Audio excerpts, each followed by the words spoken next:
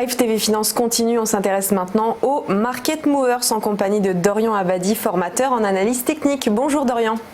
Bonjour Éléonore. Allez, on commence une nouvelle semaine, toujours 3 valeurs à étudier, on commence avec Airbus. Exactement, parce que ce sont les 3 valeurs un petit peu traditionnelles, on va dire, du lundi matin. Alors c'est vrai qu'on évolue dans un contexte quand même un peu plus favorable au niveau mondial que celui de la semaine dernière, puisque vendredi soir, les États-Unis ont abandonné leurs menaces de nouvelles barrières douanières concernant le Mexique.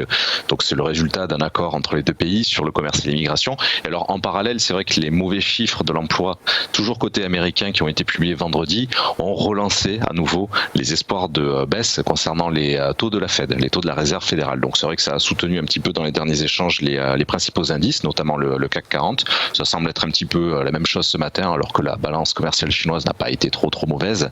Alors c'est vrai que côté Airbus, on avait vu un précédent objectif qui a été atteint depuis la semaine dernière, qui a été fixé sur les 119 € l'action. Alors désormais, à titre personnel, donc je vise les 123,50 €, quitte à renforcer globalement sur les niveaux actuels, sur les 120,50 €, voire sur les 116. Alors il va falloir être globalement un petit peu prudent sur les 3 valeurs de ce matin, puisque dans les 3 cas, on est extrêmement proche des plus hauts historiques grâce à la hausse de ces toutes dernières séances. Alors il y a assez peu de grandes actualités, on va dire, au niveau d'Airbus pour ces dernières séances. Simplement le fait que le groupe a annoncé qu'en mai 2019, donc la société aurait livré 81 appareils précisément. Alors depuis le début de l'année, ça propulse les livraisons à 313 avions exactement, et Airbus continue de prévoir au total entre 880 et 890 avions commerciaux livrés en 2019 contre 800 l'an dernier.